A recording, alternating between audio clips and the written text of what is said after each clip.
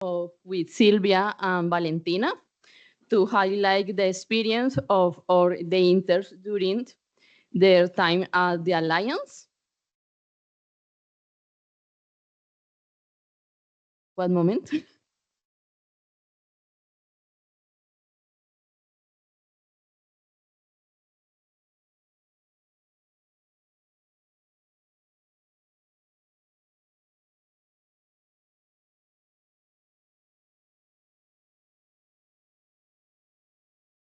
For this project, we use the graphic style inspired by Latin American poster art with vibrant colors and expressive illustration. We ask the simple questions like the favorite animals, what experience team, and the place that market their stay to create short stories and the emotional map of their 4-month journey.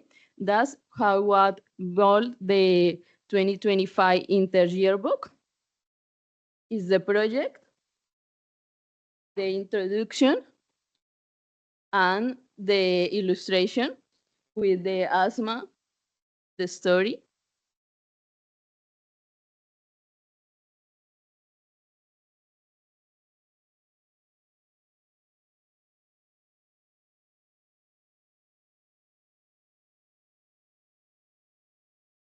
The map emotional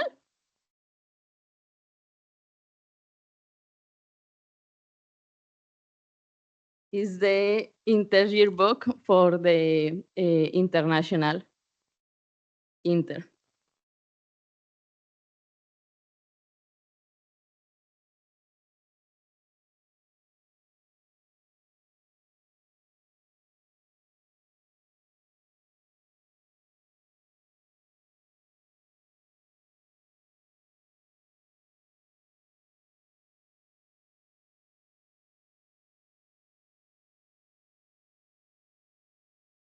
Um, and finally, you can feed the yearbook on the Alliance social media page, the Facebook and LinkedIn.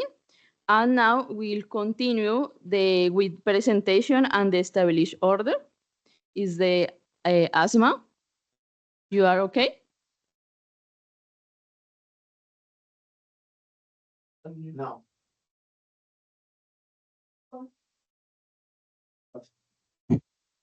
Asma? No. Don't use your laptop. Yeah. Yeah. I don't know. Can I? She's connected to the meeting through the laptop, so you Uh, don't need to use it. Is it my voice? Your microphone. Yeah. Yeah. Just leave the meeting. Leave the meeting. Should I leave? Yeah, please. Because we are already connected here in the room. Yes. So what about now? Yeah, Can you just- hear us, both? Can you hear? Could you hear me?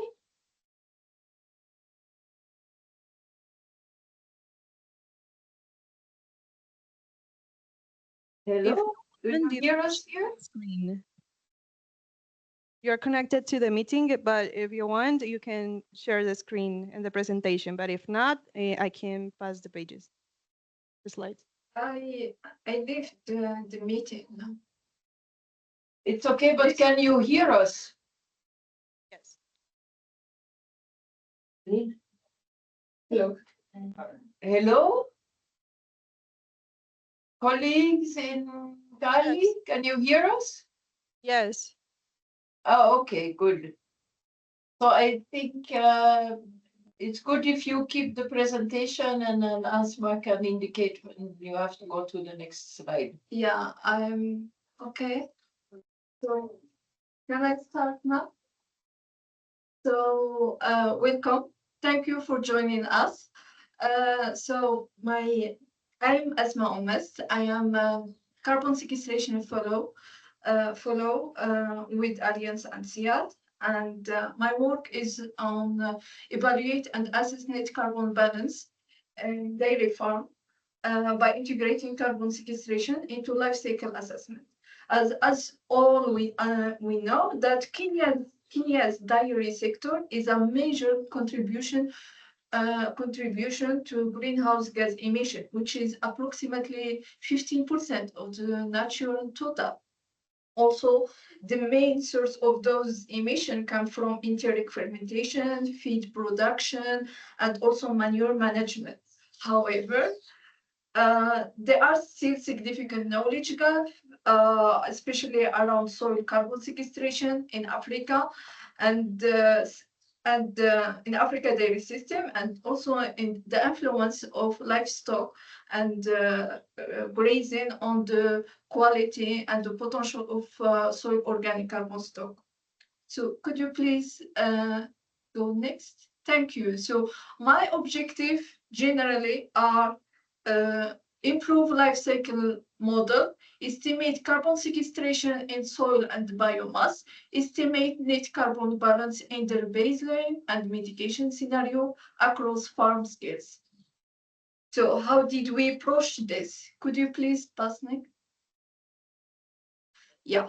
So how did we approach this? So the study was conducted in 96 dairy farms at Nairobi, Kenya. And to estimate greenhouse gas emission, we followed the IPCC guideline 2006 and 2019, especially both chapter 10 and 11. For estimated carbon sequestration via dioxide carbon uptake in pasture biomass and soil, we use the same IPCC baseline guideline by different chapters. We assume the sequestration rate of black area to be 0, and we consider just the root part.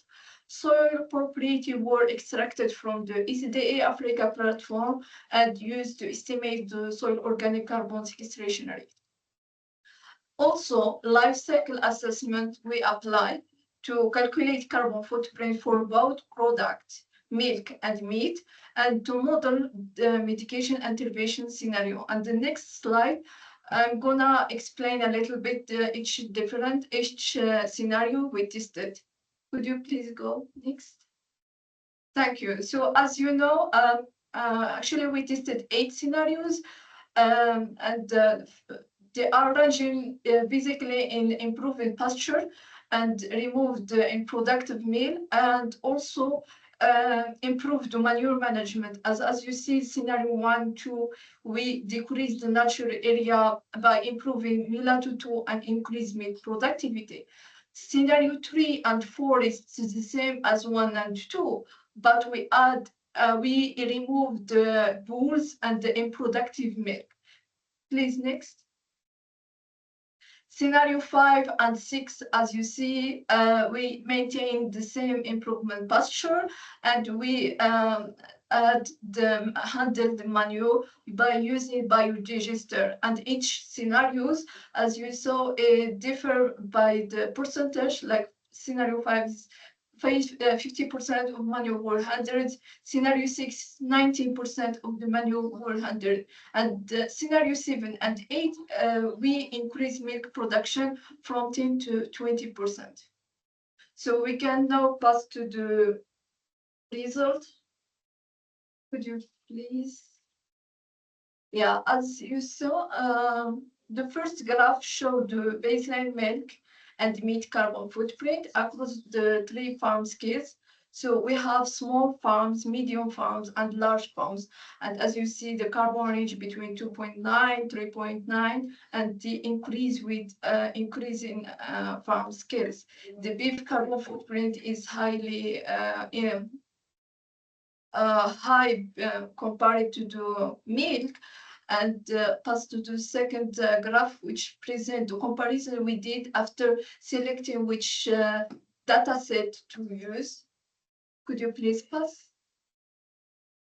Yeah, this graph, this slide show us the distribution of greenhouse emission, which is confirm what we have in the literature, which is the main source of greenhouse emission come from methane, which contribute more than 18% of the emission. Next.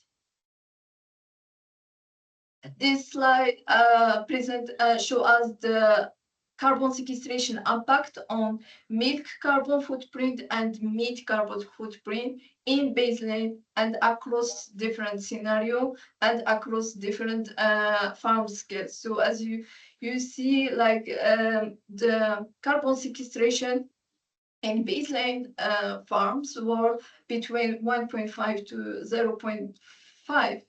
And after we tested different scenarios, we can observe like increase of carbon sequestration potential. Yeah, this one, the last result, which shows the net carbon balance under baseline and mitigation scenarios across farm scales. The orange bar show the carbon footprint in milk, and the green bars show us the carbon sequestration, and the red arrow, it's the net carbon balance. It's the difference between them. So as you see, there is different, like the net carbon balance, it's vary across the mitigation and across farm scales. The same thing for the meat, which we're gonna see in the next slide. Yeah, so it's there is a variation between net carbon balance and between baseline and mitigation scenario. So to conclude, next. So to conclude, the baseline carbon footprint of milk increase with farm size. Yes, it's ranged from 2.9 kilogram dioxide per milk in small farms to 3.9 in large farms. Also, the baseline carbon footprint of meat also increased with farm, ranging from 12 kilogram to 28 in medium and large farms. The higher milk carbon footprint observed in large-scale farms is likely due to factors such as feed composition, manure management practice, and energy use, and also the fertilizer use. And across mitigation scenarios, we saw that greenhouse emission per kilogram of milk decreased by up 43%. Compared to the baseline, while emission per kilogram of meat decreased by up 41%. And like a key message, it's in the improvement management scenarios, carbon sequestration potential increase enough to shift the farm from being a net greenhouse gas source to a carbon sink. And also this improvement could reduce emission, but the impact differ by scenario and by farm scales and by product. Is it milk or beef footprint? Which there is no one size fit all solution. The targeted intervention are essential. This is the end of my presentation. Thank you so much. Thank you, Bezos Project. Thank you all for joining us today. And thank you, my supervisor. Ricardo and also.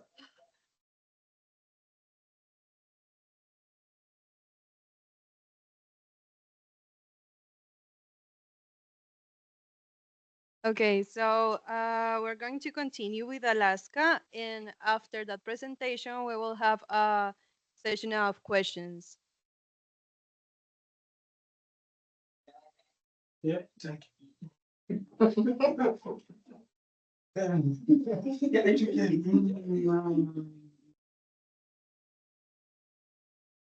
Good. Okay, you can start. Thank you. Thank you. Hello, everyone. I'm Sky Kuya. My work is on soil organic carbon. We just compare the soil organic carbon between maize, panicle, and bracharia. Kenya is actually in Meru and Embu County. So soil organic carbon play an important role in the soil, in the soil in terms of climate change. You know, the organic carbon present the organic carbon in the soil farmer depend of the practice that the farmer use, and also the crop that also the farmer planted also. So in this student, we just simply want to compare the capacity of maize and forages in terms of soil organic carbon. It's the main objective. Next slide.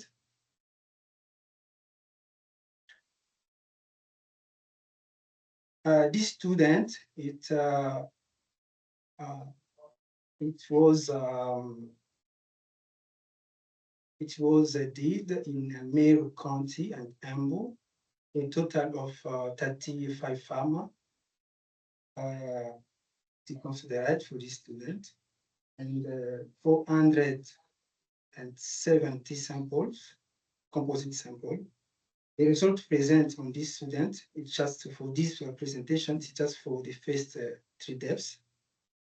And the parameter considered for this student is pH, organic carbon, total nitrogen, and also the texture. Next slide. In terms of the result of in this student, this graph shows that the comparison between each farmer that we consider in this student in terms of bracharia, maize, the maize showed in terms of maize and panicum showed that panicum has a good capacity to store the carbon in the soil comparatively to maize, and also bracharia show that a good capacity to store the carbon comparatively to maize. That just means bracharia store 4 percentage, store 4 percentage more than maize, and panicum 4.4 percentage.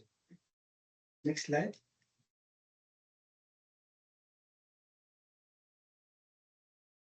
Okay. In terms of the comparison between the different for the different crop, the result show that there is not for the first figure result show that there is not the difference between the different crops, but except maize and panicum for the first step, so means 0.05. And for the second figure, the results show that there is the difference between the day in the crop. The next. Yes, in terms of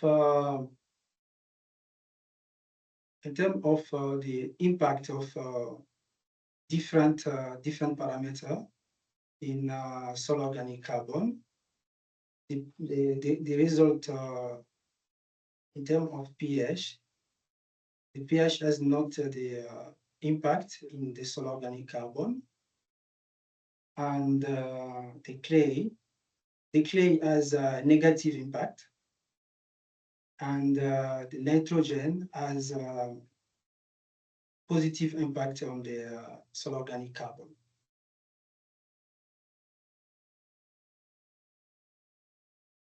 Yes, the next step for this student, will just for the student will consider the same crop, like in this student, will consider it also. Will take almost sample to do the analysis about form and mom, and also consider the flood management for the future. Yes, I think it's okay for our presentation. I thank everyone here, and I thank also my supervisor. Okay, for me.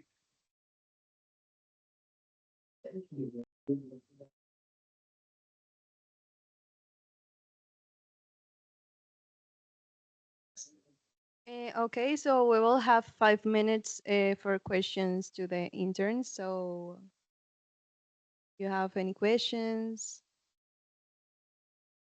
maybe the people online. Okay, Silvia? I have a question. Can you hear me? Yes.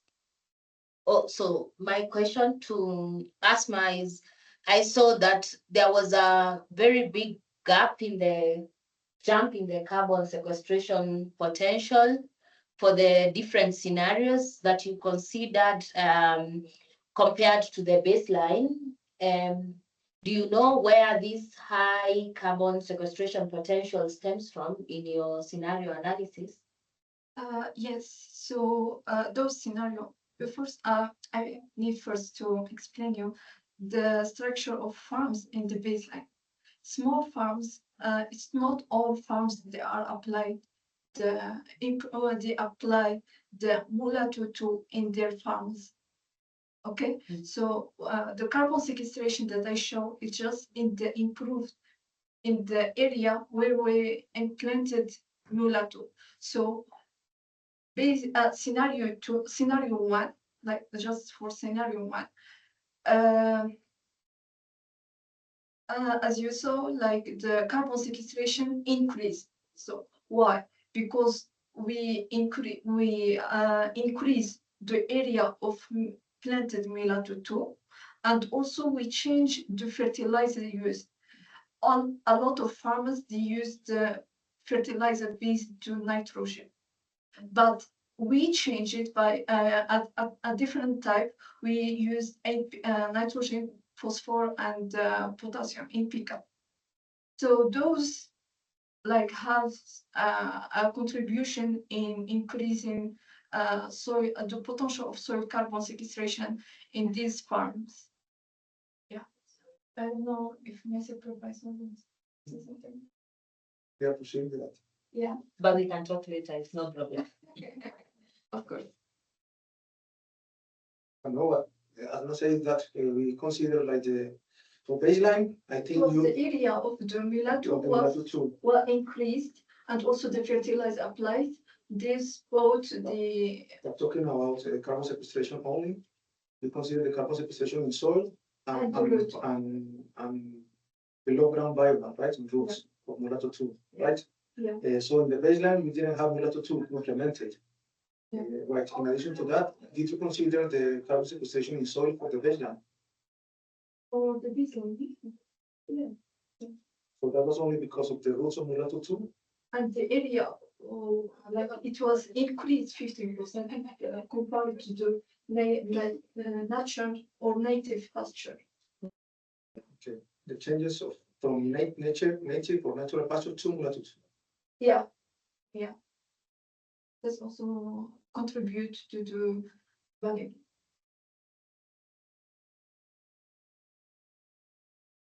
Okay, any other questions? Go. Solomon here. Thanks to all the presenters. And my question goes to Alaska.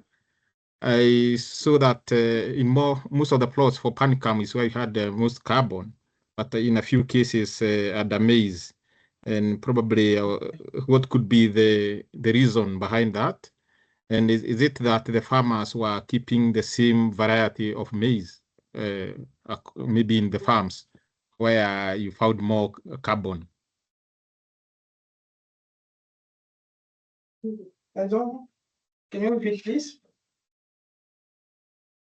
Please repeat your question, Solomon. I'll go slowly. I'm saying in some, comparing the maize and the panicum plots, you found in some farms where there was maize, continuous maize, there was more carbon. Although in many farms there were it was in the panicum plots. What could be happening there? And the second tied to that, is it that the farmers were keeping the same variety of maize, or you didn't expect differences even if there was variance or the maize varieties were changing? Yes, for the maize, we consider a lot of variety, no, not the same. I think the question is also, Solomon, sorry to jump in. It's also related to the management aspects, which we have the land management for the farmers for these plots, but given the short amount of time, we have not managed to analyze that data.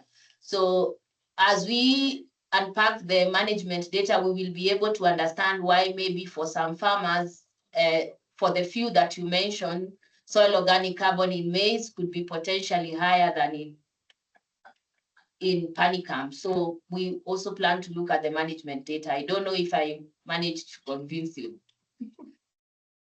Yeah, it's something worth investigating, and I think that will point probably with an answer. I'm Okay. convinced. Thanks. Yeah.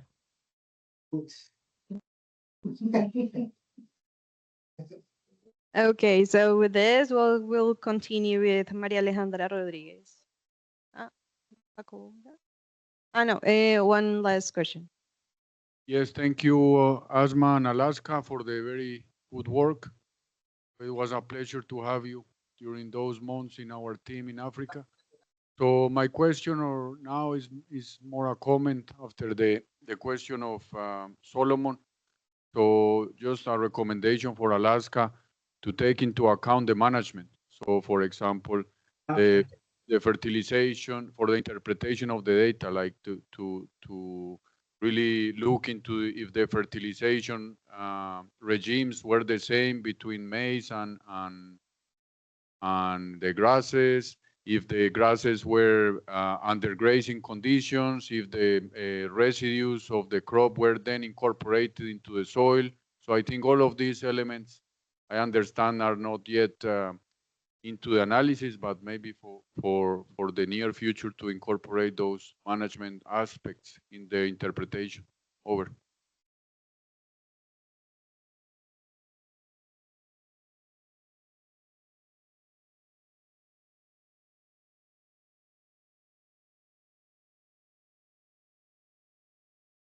Okay, so let's continue with Maria Alejandra. Okay, good morning. My name is Maria Alejandra Rodriguez Parra, and today I will be present the next research project, soil organic carbon fractionation difference among 4 tropical forest grasses grown in a 20-year long-term free experiment. By way of introduction, soil carbon sequestration in agricultural soils is recognized as an effective mitigation strategy in the tropical regions, high rate of little decompositions, and lower rate of carbon accumulation. In agricultural soils, C4 grasses are present as a solution because they store more carbon than the atmosphere and vegetation. They are key in the global carbon cycle. Soil organic carbon fractionation is POX, level fraction, rapid response, POC, particular carbon, plant derivative, and MAUC, stable carbon, long-term, microbial derivative. In the tropical ecosystems of Colombia, there is still limited information on long-term carbon storage in agricultural systems. The objective of this research is to differentiate the fractionation of soil organic carbon among 4 tropical grasses grown in a long-term field experience, 20 years. And methodology, location, and experimental area located in Palmira, Colombia. Experimental design. The field trial began in 2004 with the planting of 4 tropical grasses. First, Urocloa hybrid mulato 1, 2 Megathyrsus maximus, 3 accessions Urocloa humicola, and 4 Urocloa humicola tuli. In 2023, soil samples were collected from the different treatments taking samples at 5 deeps for a total of 75 units. And the carbon fractionation variables were first POX and 2 POC and 3 MAUC. The samples were analyzed at Sequestration Analyzing Laboratory in the United States. And finally, the statistics analysis were performed using Fisher LSD test. Okay, preliminary results. In these graphs, you can see the different treatments evaluated on the x-axis and the carbon content in the soil on the y-axis. The colors distinguish the fraction carbon, POC, and MAUC.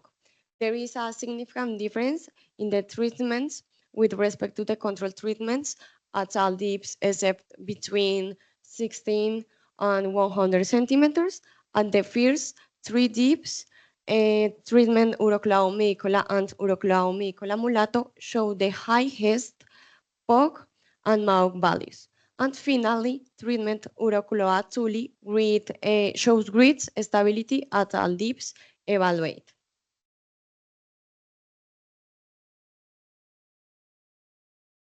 Okay, in POCs, this graphic looks how POCs varies according to soil deep. The x-axis corresponds to deeps, the y-axis to POCs content. The colors allow the different treatments to be distinguished. First, POCs values decrease as deep increase. There is no significant difference between the treatments at the bare soil, the last 3 deeps, and finally, at deeps of 0 to 5, the treatments with the highest POCs values is Megathyrsus maximus, but there is not much difference between the other treatments. Okay, and conclusions, the incorporation of improved deep root tropical pasture increase root exudates and little which raises the particular organic pore in the soil. Over time, part of the POC is converted into MAUC, the most stable form, soil carbon, contributing to its long-term sequestration and stabilization. Next steps, continue to monitor soil, carbon fractionation across different regions of the country will be key to promote its stabilization and enhancing the resilience of our systems. This is a poster QR code. Acknowledgement to good, to the Bezos Foundation for the financial support and to SEAT for its efforts, to Tropical Forage Team led by Dr. Jacob Arango, and finally, to my advisor, Leonardo Rodriguez, for his guidance and support during my internship. Thank you for your attention.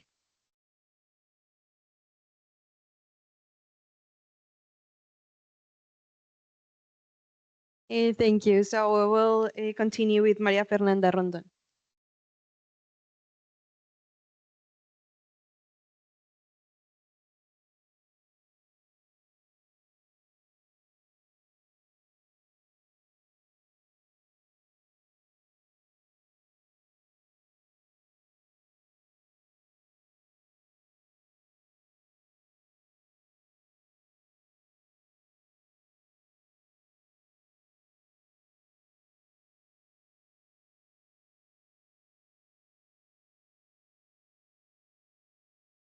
Good morning.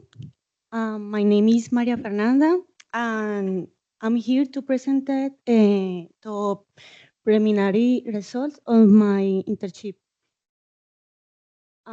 Evaluation of data of preprocessing and regression models for estimation soil organic carbon using business spectroscopy in acid soils of Colombian tropical savanna.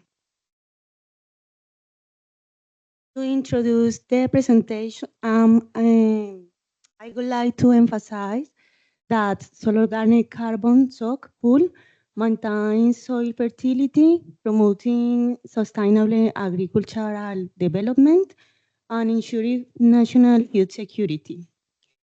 Therefore, rapid and accurate estimation of soak using business spectroscopy can contribute to sustainable agricultural development and and climate strategies. The following research objectives were proposed. One, identify the effects of spectral data pretreatment on the correlation between SOC and hyperspectral data. Two, evaluate how different spectral pretreatments influence SOC estimation model performance. And three, use advanced multivariate methods with preprocessed spectral data to optimize soil prediction in Colombian tropical savanna soils.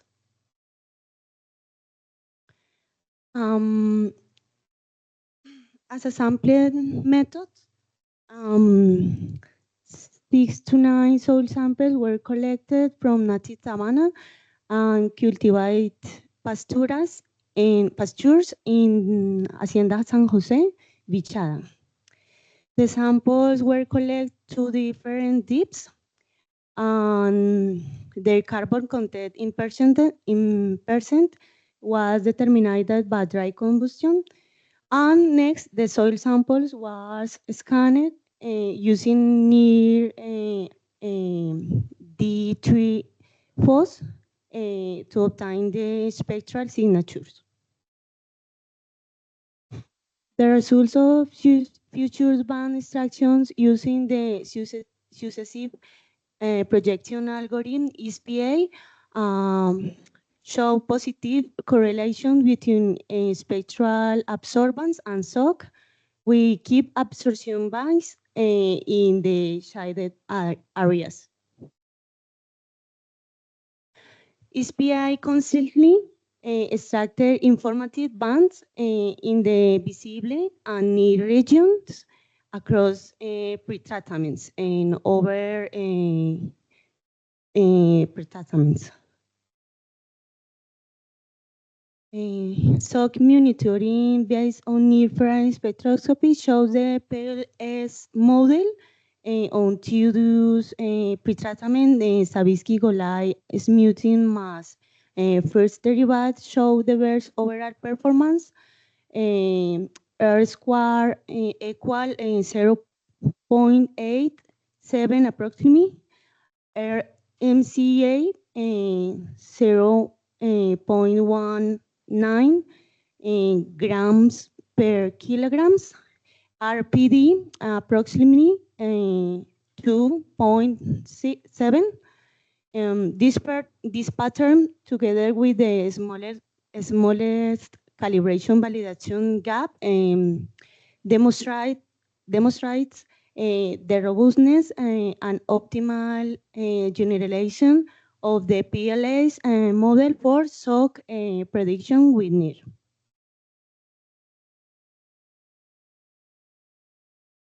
As a conclusion, there are NIR spectroscopy is a rapid and cost-effective and non-destructive alternative to traditional methods for prediction SOCs in tropical soils as at laboratory and field scales. Savinsky-Golay preprocessing with first-order derivative, optimized PLS model, accuracy show the best performance and the other models evaluate with high generalization and high captability or variability of data. The combination of near spectroscopy and multivariate modeling can represent a scalable and replicable solution for SIN SOX stocks in Colombian tropical savannas with applications in sustainable agricultural management and carbon reporting. Next steps, expand testing across regions, soil types to verify model portability and robustness for Colombian soils and beyond. Integrate business spectroscopy based on SOC monitoring into carbon inventory frameworks and explore applications for carbon credits market. And develop practical guidelines and standard protocols for business measurements, calibration, and regular revalidation for this model PLS. Thank an entire audience for the attention to Bezos Foundation, Fundis de Stay, and the Tropical Forest Program, Jacobo Arango and Juan Andres Cardoso for this mentorship.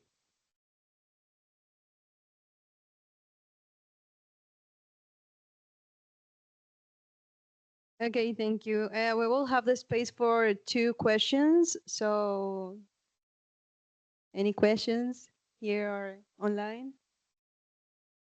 Okay, Silvia? For the first presenter, I think her name was Maria Fernanda, and it's related to the second conclusion regarding the conversion of pork into milk after many years. And I was wondering if in this study you looked at the pork and milk for different age category or not, like the time the forage has been on the field, or how you came into that conclusion. Thank you. No, Because most of your carbon was in pork, sorry.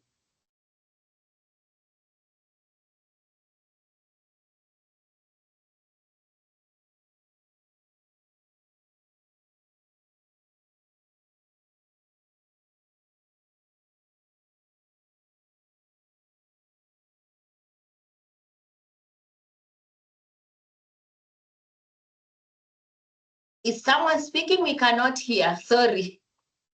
Yes, sorry, Silvia, I'm translating your question to whatever. Oh, okay. Oh, okay. No problem. Wait a second, please. We can listen to the translation. We learn some Spanish. We have one native.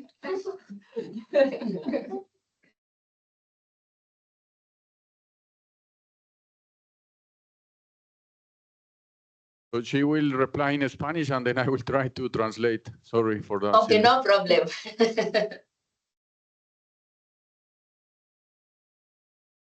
Hola Silvia, gracias por tu pregunta.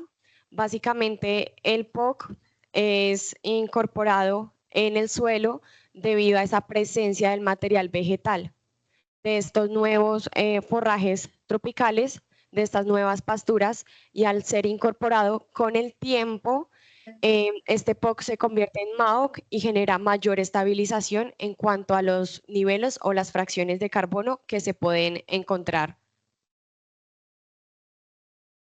So Silvia, thank you for the question, and she's explaining or try to explain that the POC fraction is what is coming from the root residues, for example, and then with the time they will make, hopefully with the help of microorganisms and some other soil processes, turn into MAOC. We, of course, don't know how long this will take, and also in the different depths, how this will behave. And they are still analyzing the differences between the different grasses that they analyze for the POC fraction. So I think it is expected that the majority of the fraction is in the POC fraction. Since these are massive root systems, so there is all the time new roots growing, and then they are incorporated into the soil with time. So this is like a continuous process. Thank you. Thank you. Okay, so let's continue with Aymara.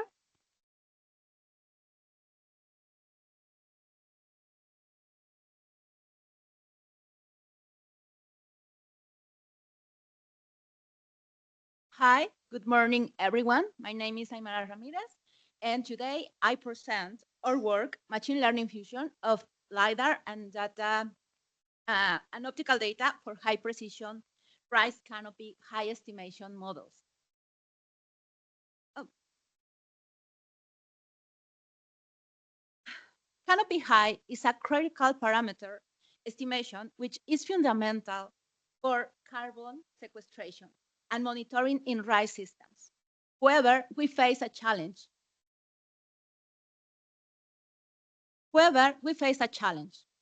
LiDAR is accurate, but it's expensive. And in the other hand, optical sensors are frequent, but lack of height information.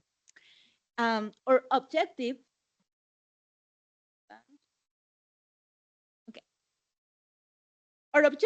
was the fusion of these technologies. Sorry for the issues. Okay, our objective was fusion these technologies, LiDAR and optical data, to achieve high precision monitoring for carbon projects.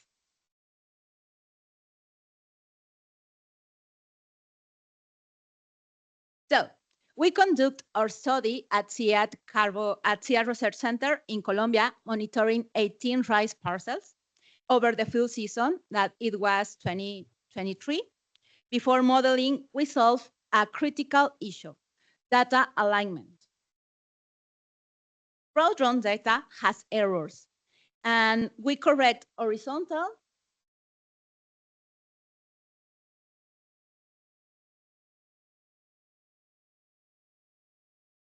here, horizontal and vertical drift using RTK control points. We reduce vertical errors from over 20 centimeters to less than 5 centimeters. This rigorous calibration was essential for reliable results. We test for fusion approaches to find the best method. Machine learning, hierarchical, calibration, and wave fusion. And machine learning was the best option for achieving R-square of 0.27 or MSA or R-square, and or 0.RSA of only 5.7 centimeters. The model combined LiDAR percentile for vertical structure, index from optical data for plant vigor, and third, days after planting for growth stage. This synergy leverages the strengths of both sensors.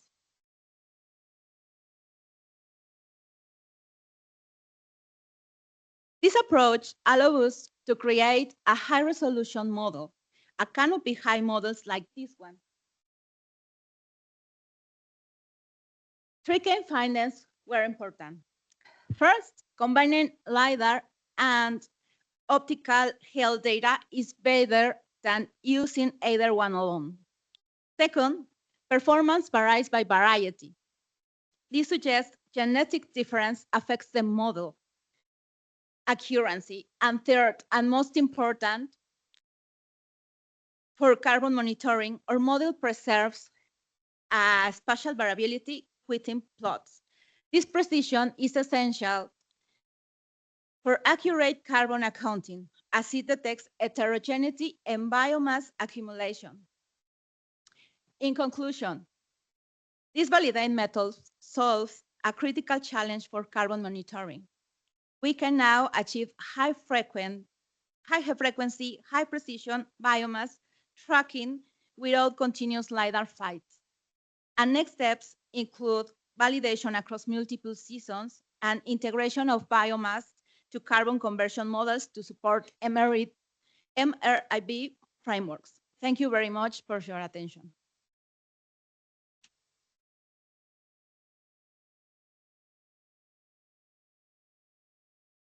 Thank you, Aymara. So let's continue with coffee.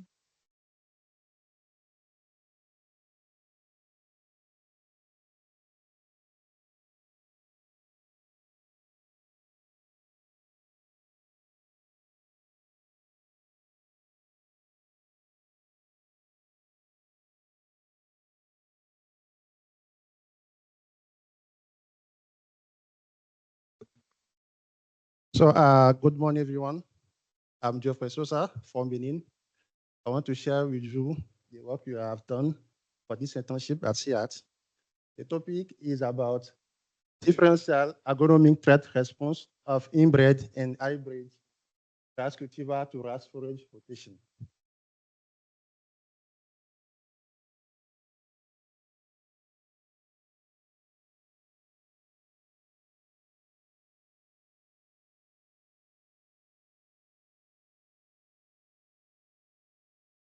So, what if a simple sheet in how we grow rice could not only boost yields, but also reboot our soils and strengthen climate resilience for the future? Good interrogation, right?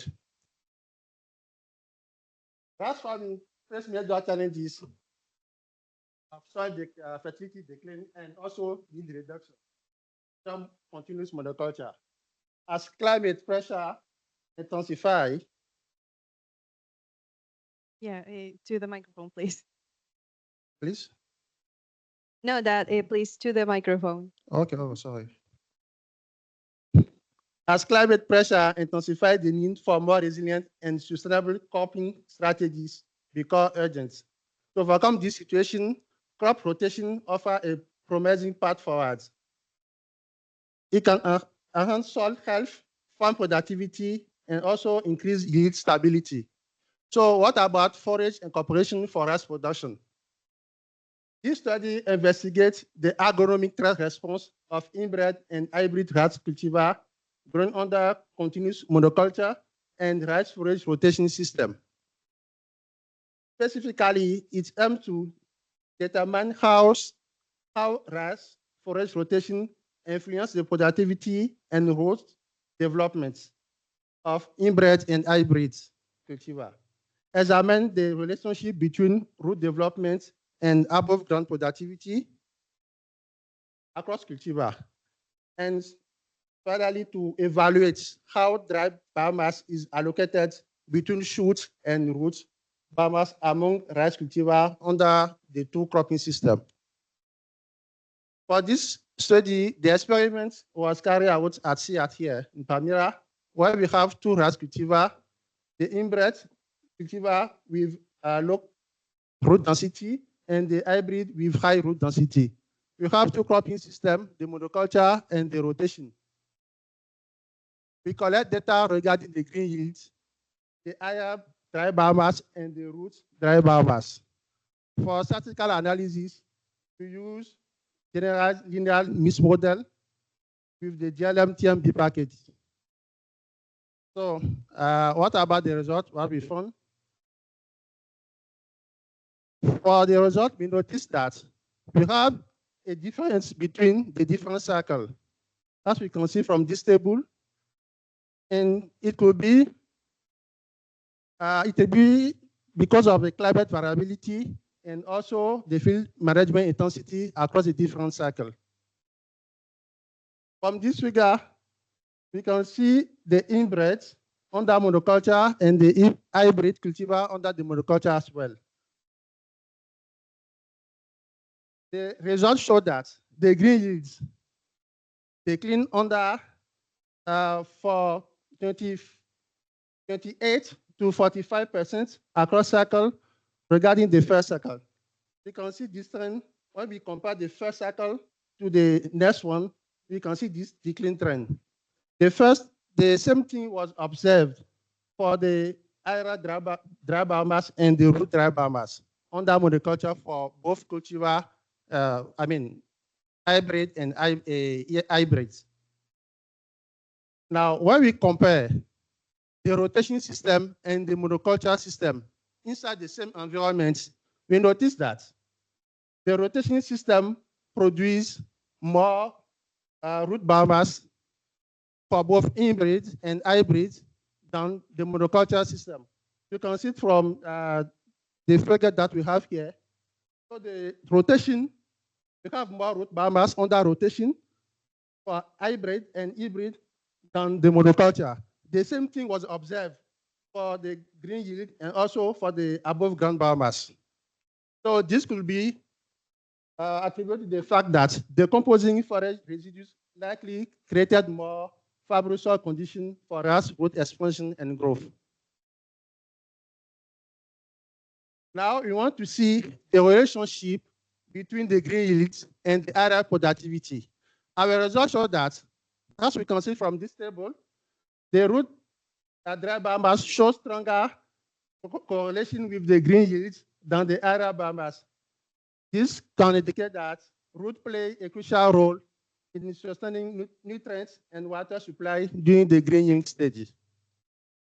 Now, we want to see the partitioning of aerial and root dry biomass among grass cultivar. Our results show that when we compare the rotation to the monoculture, the rotation recorded more root allocation up to 50, 80% comparative to the monoculture for both hybrid and hybrid cultivar. We can just conclude that forage integration could create more favorable below ground conditions while maintaining balanced roots short growth. In conclusion, we can say that crop rotation significantly enhances yield and biomass productivity while maintaining a balanced short root growth. Both inbred and hybrid cultivar benefited from this rotation system. Continued evaluation across cycle is needed to confirm whether these responses are consistent for a climate resilience, high yielding, and sustainable rice production. So this is a code. If you want to get more detail about our presentation, please snap it. And thank you for your attention. Thank you, SIAT, and especially thanks for RAS team at SIAT. Thank you.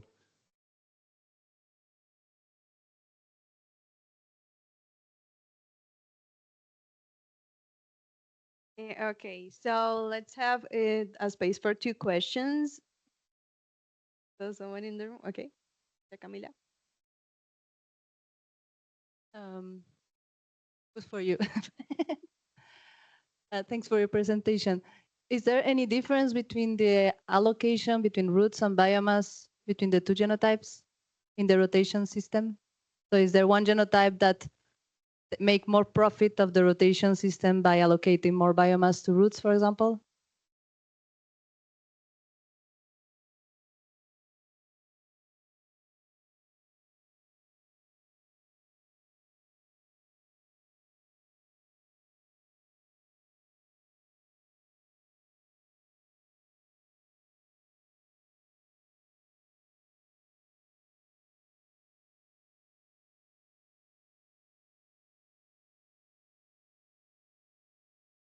Okay, thank you for your question. I was saying that we found the difference between the 2 cultivar, but here is just a preliminary result because we only consider the cycle for this analysis because we only have one level of rotation. But maybe next year, when we do the second year of rotation, I think we can do more conclusion about that. Yeah, thank you. Okay, another question. Line. Over here, no? Okay, so let's continue with Alejandra Cardoso. Hello, everyone. Thank you for coming. My name is Alejandra Cardoso, and today I will present the results of my internship in carbon sequestration program that is called Phenotypic Evaluation of CRISPR-Cas9 Editing Rice Line Increase the Root Length. To give some context, rice fields are usually flooded. That means that produce methane. Methane is a strong greenhouse gas that affects the environment. One way to decrease the emission of this gas is by developing rice plants with a deeper root system. Deeper root can store carbon in the soil, and it helps to reduce emission of the methane from rhizosphere. According to this, some researchers of the gene editing platform focuses in the study of the auxin-1 gene. The auxin-1 gene it's involved in the deep and direction of the root growth. Because of this, the main objective of this work is determine whether CRISPR-Cas9 editing auxin-1 gene could have rice plants with a deeper root system.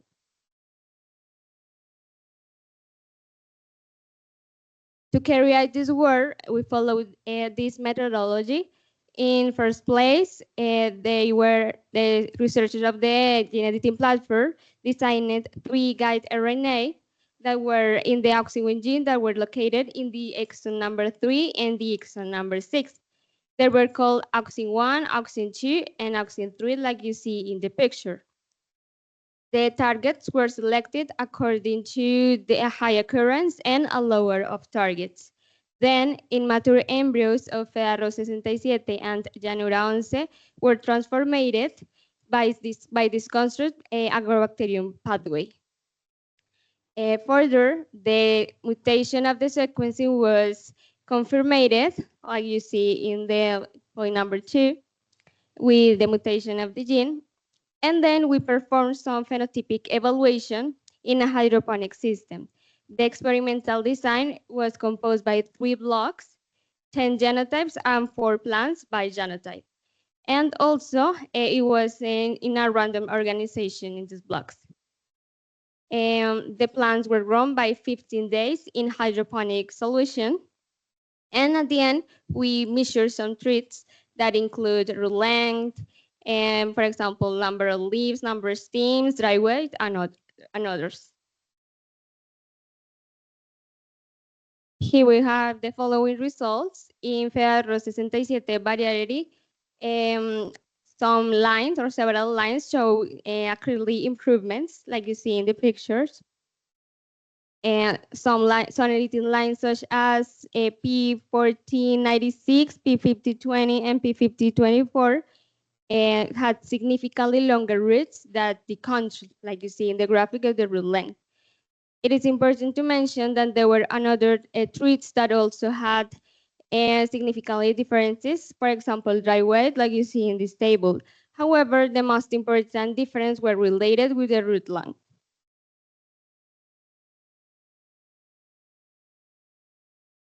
These results suggest or confirm that the auxin 1 and 2 target can effectively modify the root length in this specifically variety. These editing lines will become a promising candidates to better the improvement of the root length through auxin 1 gene editing, and it contributes to a greater potential of the carbon sequestration. On the other hand, in the Llanura 11 variety, the results didn't show significant differences in the root length, like you see in this graphic, and in the other treats, like you see in the table, that says no significance for almost all the treats. These results suggest that the effect of the auxin 1 gene depends on the variety that we are evaluating. However, it is important to perform again these experiments with a major number of samples to confirm the results. Overall, this work represents preliminary results that provide basis for future experiments in both hydroponic and field conditions. Here you have the QR of the poster I made about this work, and you can find some recommendations about the protocol that I follow. And thank you so much for your attention.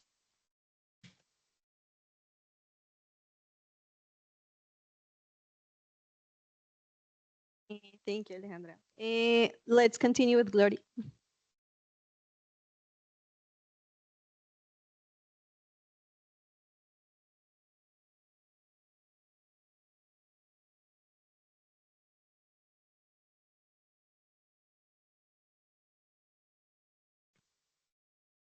Hello, good morning and good evening for the African group.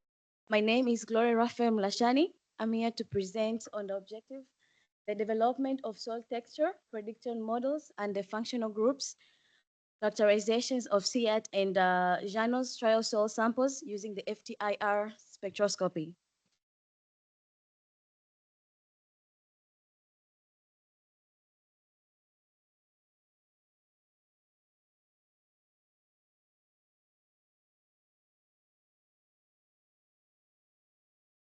Okay, my work focused on explaining the relationship between the soil texture and carbon sequestration methods, but also encouraging the adaptation and exploring the potential of the FTR, the Fourier transform infrared technology, in prediction of soil textures and the management practice that to be used. The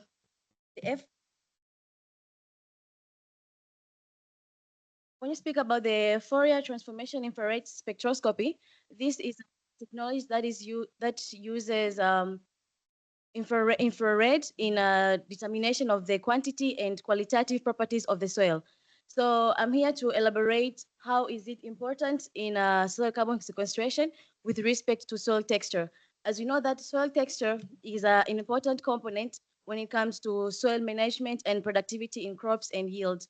So this technology, that is the FTIR, will help us to make the process of soil sample analysis in the laboratory faster and less costly.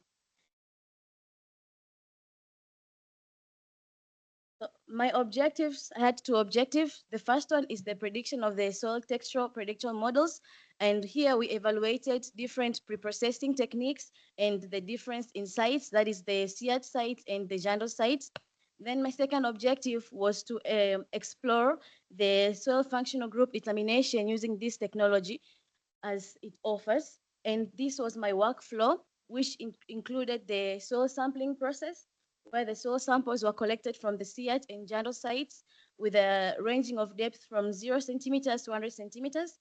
Then the next step involved the soil sample preparation, where we used the P14 classical rotamillers, and the final soil sample was 0.1 millimeters. The next step was the soil scanning. Under the FTIR technology, in the laboratory, we have the Invenio S1027, which was our hardware, and it worked hand in hand with the Opus Lab software, which was installed within the software. Then the last part was the textual model prediction using the Quant and Opus, and functional group determination using the PIC methods within the software. The results, utilizing the Opus Quant, which was it's embedded within the software. It's employing the PRS regression models. We were able to compare the models based on the preprocessing models, preprocessing methods, where we had 11 different methods, and another category is due to difference in samples, sites, that is the SIAT and the JANOS, and the lastly is the frequencies, exploring the efficiency of the models while using the full spectrum or while using the specific parts of the spectrums. And our results summarized. Our results were summarized based on each textural class, the clay, the silt, and the sand, but we presented the clay for easy illustration, where under preprocessing methods for the JANDO site, the models the models that resulted from no processing of the data had better results when comparing the root mean squared, the coefficients of prediction, of coefficient of determination and RPDs. While for SIAT, the straight subtraction methods, preprocessing method had more robust results. And for the sampling site, we evaluated or examined results from samples when using the SIAT samples, the JANO samples, and when they're combined. But separate treatment of the soil samples produce better models compared to when they are combined. And under the data frequencies, the models had better results when full spectrum was used in prediction of the clay content. These are some of the models that were used in the prediction. And the second objective was in the determination of the functional groups. As I said earlier, the Opus software offers us wide methodologies. We had the picking methods or the ident methods, but because of the this is a preliminary study for this method at our laboratories. So we opted to use the peak picking because of the availability of resources. And from it, we got to obtain the above stated ranges and as available within our soils. That is the kaolinite group, the smectite and elnite, and the likes.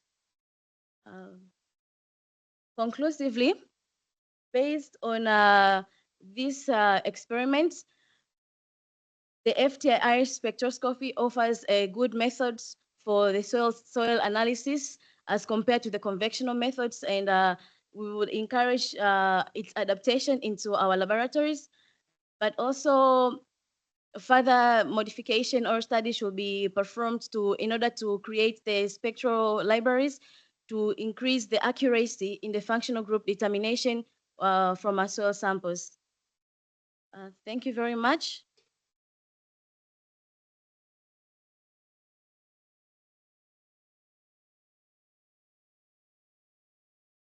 Okay, thank you.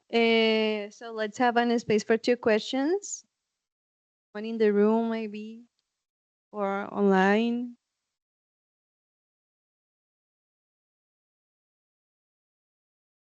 No, Majesi.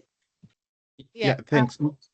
My question goes to Coffee about the rice and forage intercropping or rotation rather. Were the forages legumes or grasses as well? And if they were grasses, were they also C3 type and also annual, just like rice?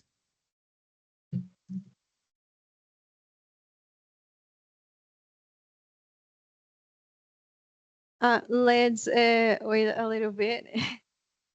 And well, I don't know.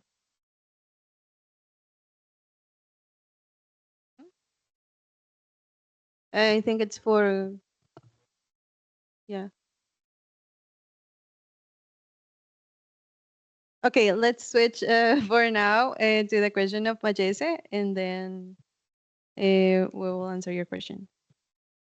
Yeah, no, thank you. My question is to Glory. Thank you for the presentation, for the work. So you said you found different performance of the models when you combined or you evaluated separated. So based on that, so my first question is like, is this difference big enough to treat the data sets separated, or what would be your recommendation based on what you saw? Thank you very much. The difference that was obtained between when the samples were treated separate and when they're treated together, it's significant. So it would have an impact on the prediction. Yeah. You recommend that the 2 data sets, the 2 areas should be calibrated or have models separated? Yes.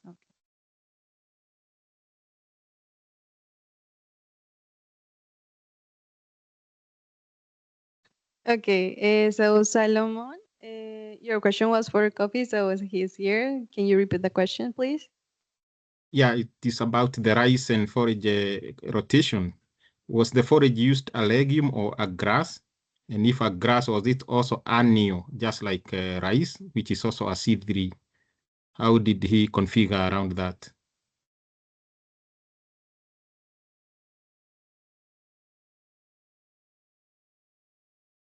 Hello, can you hear me?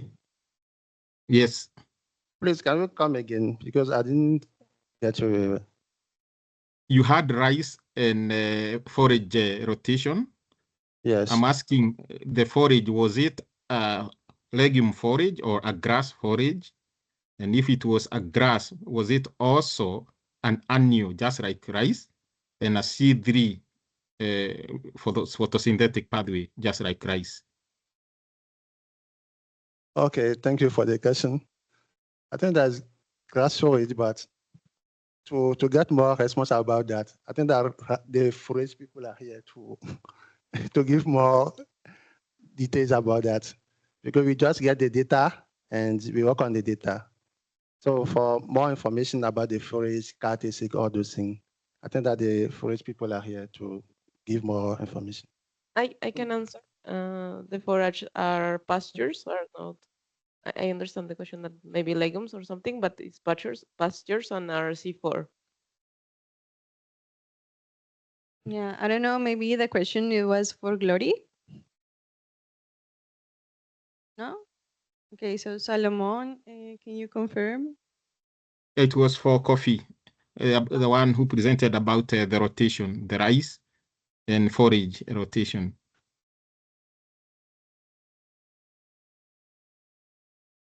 Okay. Yeah, so I think with this, it's okay. Okay, so let's continue with Hillary. I wanted to know how they do the intercrop.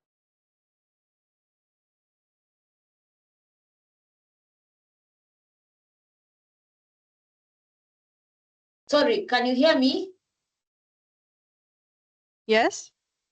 No, so just a small question, if you can allow me just to follow up on Solomon's question, because it's interesting for us to know here in Africa, that if the grass, if the rice is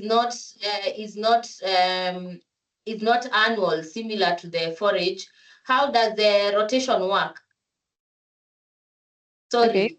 We have 1 minute. How do you do it in the field? If you can just give one sentence of how you practically implement it, we would want to know.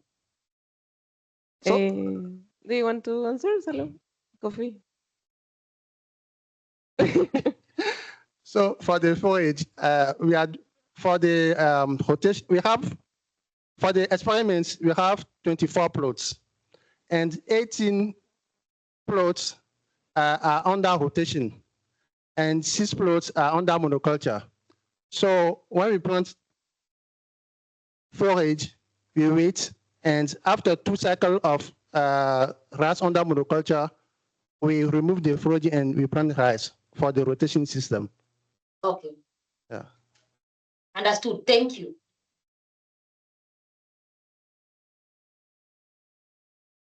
Almost 1 year. So rice has a cycle of approximately 5 months, and we have 2 cropping seasons during the year, and the rotations changes almost every 14 months. So we have two months per cycle of rice for preparation of soil and harvesting. So we change every 14 months of the rotation. Thank you. Okay, thank you. So let's start with Hillary. Okay, thank you so much. Hilary Rotich is my name. And I'm going to share results on the effect of cropping systems on soil organic carbon stocks and soil physiochemical properties. So to start with, I wish to give a short introduction, because I didn't capture in my slide. So this is a study which falls within the SEAT plots, which is the same study area which coffee collected is data. So it's about the rotational plots and the monoculture, which in my presentation, I'm calling them the conventional system. So to give a background, these plots, they have undergone changes in terms of the management and the cropping system, or rather the type of crop which was planted before the experiment started. Why am I giving this history? Because this history will help in explaining the changes in soil organic carbon stock between the baseline period and the second monitoring. So we had also a total of 24 plots with a rotation of forage and rice, short-rooted, and also the long-rooted. So the objective was to evaluate the soil organic carbon stock and nutrient changes between rotational system and conventional system, the mono a monoculture.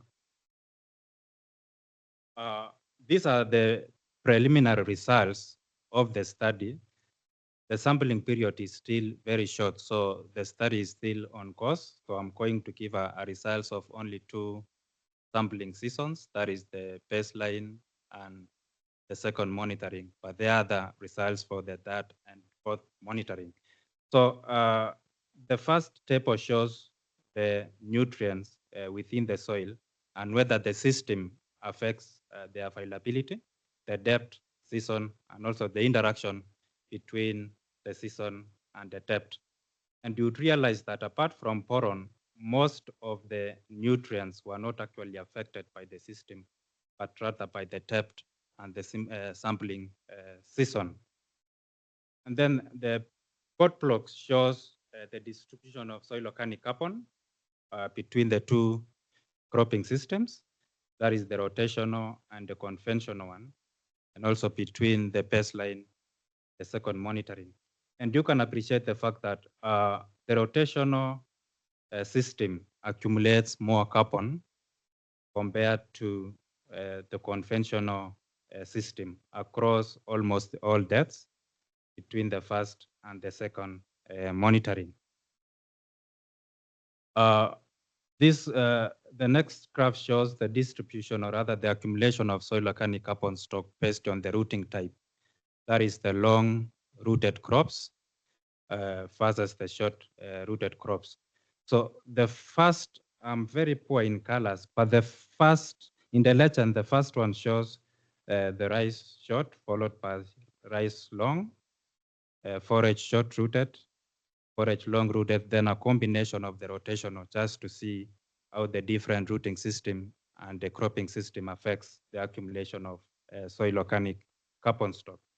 And we can appreciate that the long-rooted system accumulates more carbon compared to the short-rooted system, especially in the deeper roots.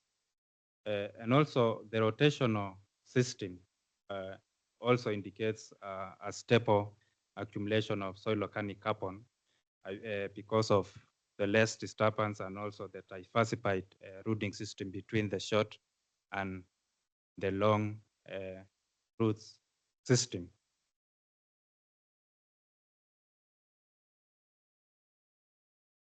Yes, and if you want to kind of get a clip of the presentation, the poster is there.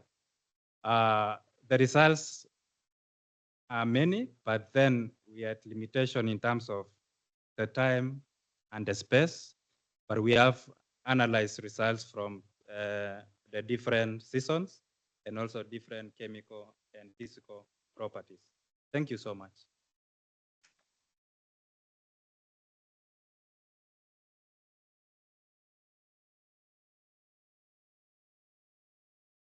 Thank you.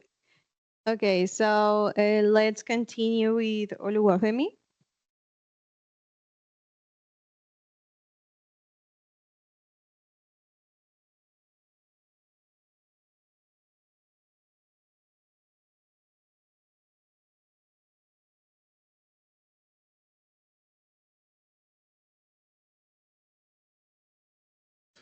Good day to you all. My name is Oluwafemi David Bejide, and I'm presenting the result on mapping soil organic carbon hotspot and identifying suitable areas to harvest soil organic carbon using deep rooting genotypes in Colombian Orinoco. All right, I'm going to build on what the last presenter, one of his results. From what he said that the deep rooting genotype would accumulate more soil organic carbon. So we want to see how we can harness the deep rooting system to store soil organic carbon. So we want to see the areas where we can use that in Colombian Orinoco. Next slide.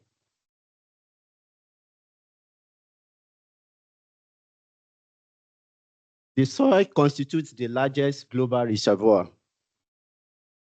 The soil stores more carbon compared to the atmosphere and the plant. However, traditional method to estimate maximum soil organic carbon, there is limitations to the methodology approach to estimate soil organic carbon. And in this research, we adopted another approach to estimate soil organic carbon in Colombian Orinoco. So this study aims to map soil hotspots and identify suitable areas for using deep rooting genotypes to harvest carbon at greater depth, that is at depth below 30 centimeter. So this study carries out this soil organic carbon hotspot at two depths, at 0 to 30 centimeter and 30 to 100 centimeter. Objectives.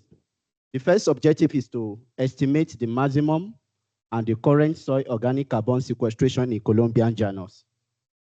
Number two is to identify soil organic carbon concentration hotspots using spatial statistics. Number three is to assess the suitable areas for introducing deep rooting plant genotype as a strategy to enhance soil organic carbon sequestration. So my study area is Colombian llanos. The map over there shows the place where the study was carried, where it was performed. The methodology. This map here, we created a carbon landscape zones of four carbon landscape zones for the area. The map here shows the 4 zones. We can see the 4 zones, the Amazon transition zone, the Piedmont Mountain, the Savannah Mosaic, and the Savannah. So we made the carbon landscape zones by combination of the SRTM elevation data, the carbon decomposition index, climate decomposition index, as well as the NDVI. So we made a principal component analysis and we applied a cluster to make this particular carbon landscape zones. So according to Async in 1997, he said that the soil organic carbon, the maximum soil organic carbon could be a product of the combination of silt and clay. So we applied the soil organic, the silt and clay content, as well as environmental variables to determine the maximum amount of soil organic carbon that the area of Orinoco could store over time. When I'm talking about maximum, I mean the saturated soil organic carbon. Then we applied the frontier statistics to choose the best model to make our raster map. The potential soil organic carbon was achieved by subtracting the current soil organic carbon from the maximum soil organic carbon. However, the soil organic carbon, the current one, was handed over to me by, it was not my work. The result, the current soil organic carbon totals about 17.09 gigatons across Orinoco region, which is equivalent to 45.22% of the potential. So what this means is that at depth 0 to 30, the current soil organic carbon that is stored now is at 45.22%. While at 30 to 100, the current that is stored now is about 22.52%, which means that at deeper depth, there is more potential to store soil organic carbon. Now let's move to the suitability. how can we use deep-rooting genotype to store soil organic carbon? So in this research, I am presenting on the use of the Pastura humidicola to store soil organic carbon in Colombian Orinoco. So the medium and the medium suitable areas and high suitable areas at 0 to 30 depth will store 73.71 and 83.5 gigaton respectively. While at 30 to 100, they could store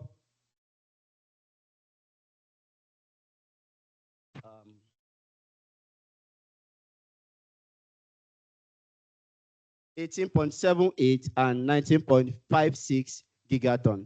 So this shows that the humidicola could be used to store more soil organic carbon at deeper depth.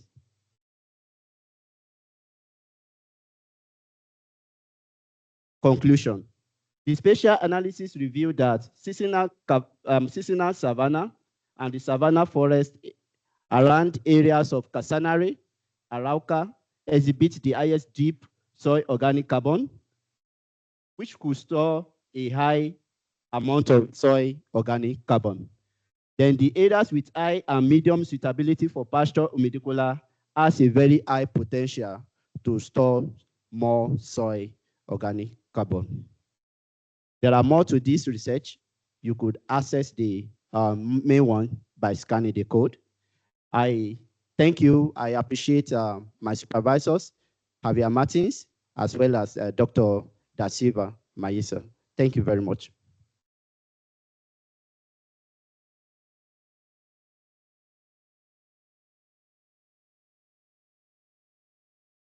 Okay, so with this, let's open a session of questions again.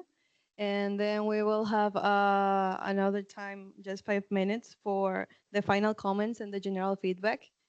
So any questions for Hilary or Oluwafemi?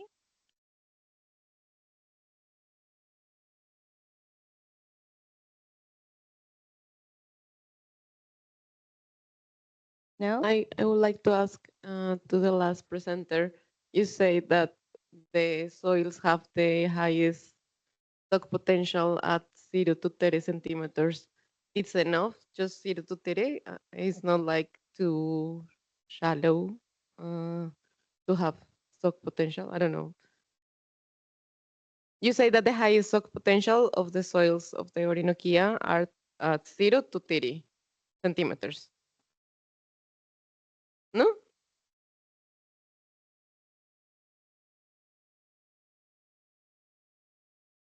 Yeah.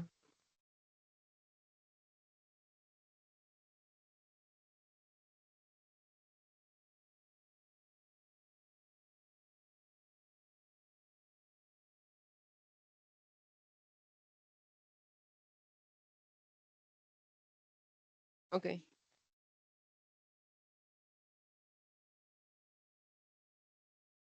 Okay. Okay. Thank you.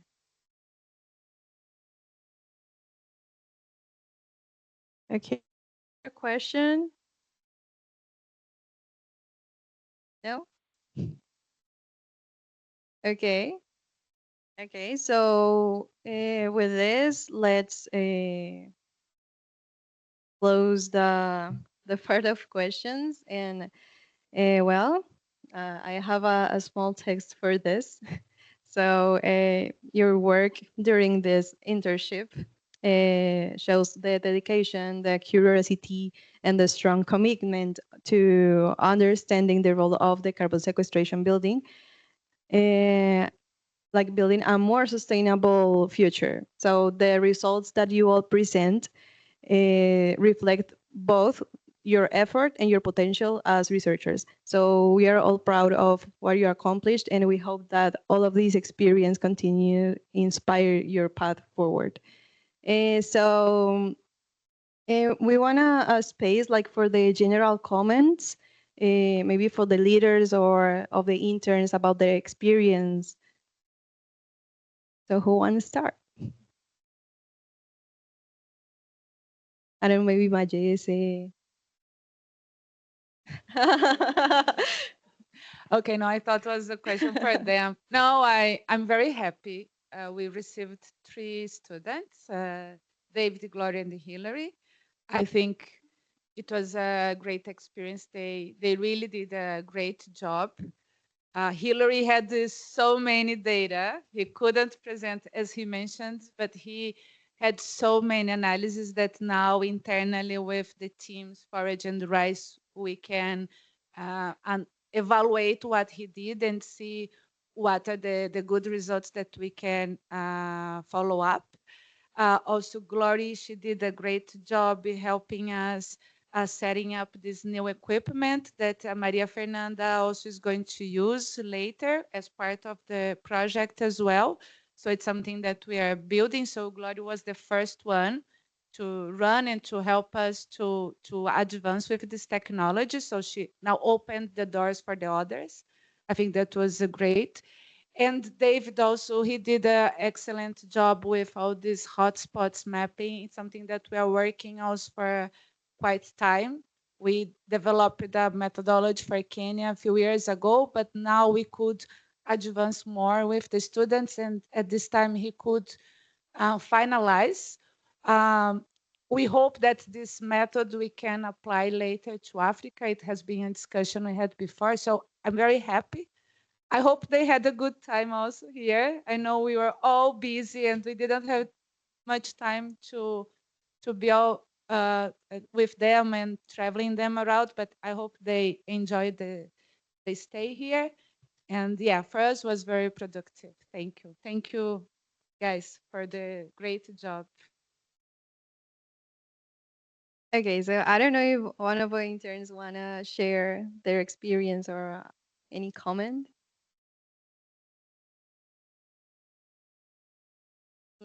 Maybe to have a view of Africa, maybe.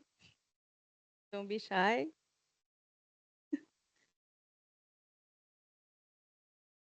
Yeah, so I'd like to say also here in Africa, it has been a pleasure having the Bezos Fellows with us. I think, in my view, some of them were able to, both of them, sorry, were able to accomplish a lot within the very short period of time they had. I mean, 4 months is little to conceptualize a study, go to the field and collect data, and even go to the extent of doing the analysis in the lab. So it was quite a lot that they did, and also for Asma in terms of even learning the life cycle assessments as a new methodology which she had not worked with before in her studies. So it has been a pleasure also here hosting them and getting additional data for these paired plots that we've been wanting to work on, advancing what Ricardo has been doing on the life cycle assessment. So thank you so much, Asma and Alaska, for your dedication. They were also constantly in the office. I don't know if they got time to enjoy Kenya a little bit, but it has been a pleasure really having you around. Thank you. Thank you. Welcome. Okay, thanks a lot. So to close these internships, so we will now proceed with the delivery of some certifications that people online will receive it by email. So yeah, and after that, it will be followed by a photo group to celebrate this moment together. Solo?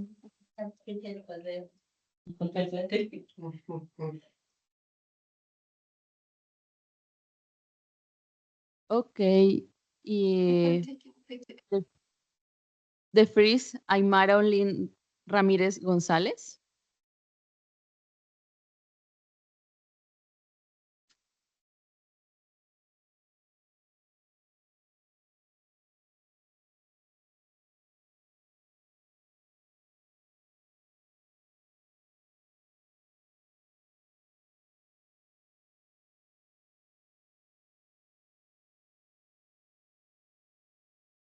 Hilary Rotish.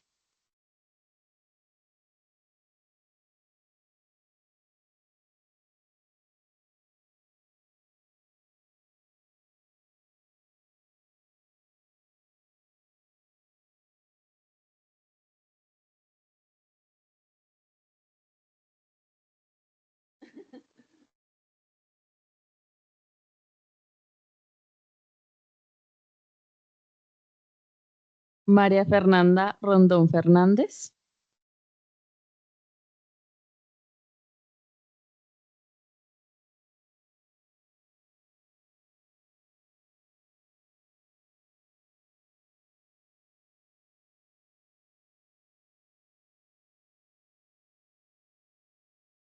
Sofi León Grori Sosa.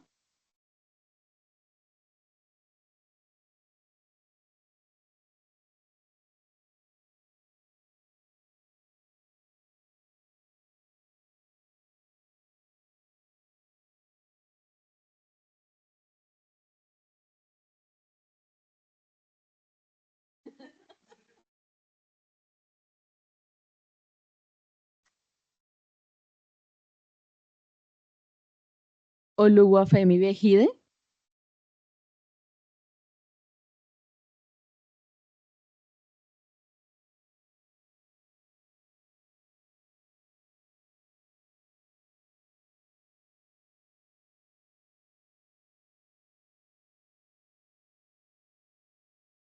María Alejandra Rodríguez Parra.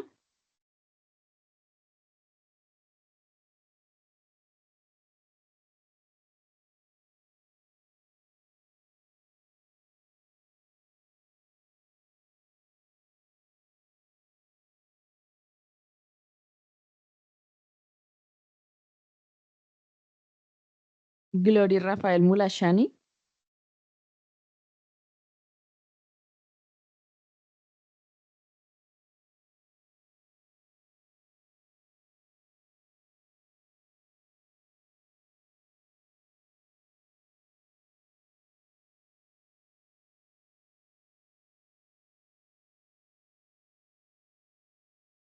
And María Alejandra Cardoso Sánchez.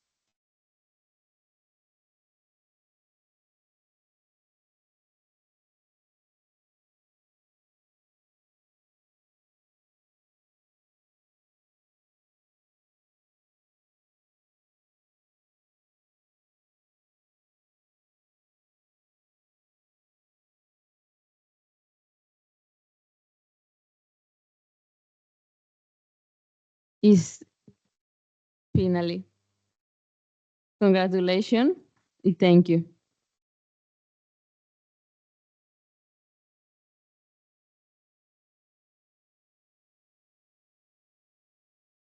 Please stay together. Remember that we are going to take a group of picture. So please come here. We will take it in there.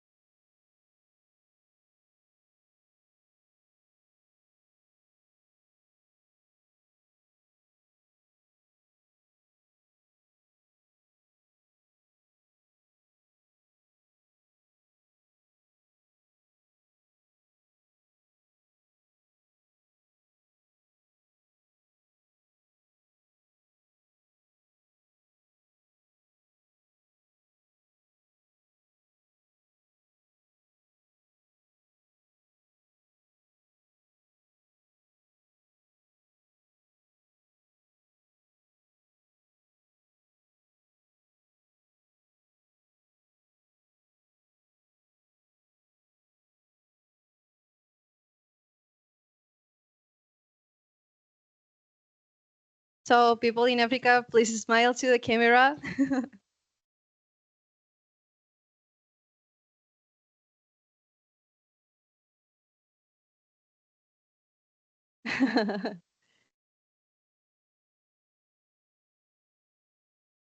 Okay, stay there, and please, all the people, come here for the general group photo.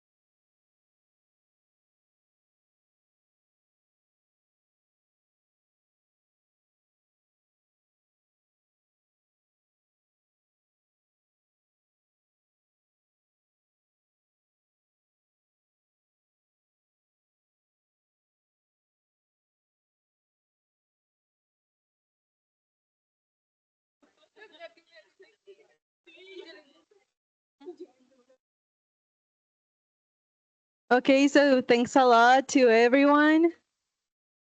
The interns can please stay here. We will record a video with Luisa. So thanks to all people in Africa too, and all the people. We are gonna record and send Gonna do this now, huh? Sorry, for us. do we need to stay here, the students? No, yeah. Oh no, just We the need people. to record outside and send it to them. Oh, okay, you are doing it now? Yeah. You did. Yeah, but it was already. It was vertically. No, it was vertically, and she was horizontal. Yeah. So you will record it records. Yeah.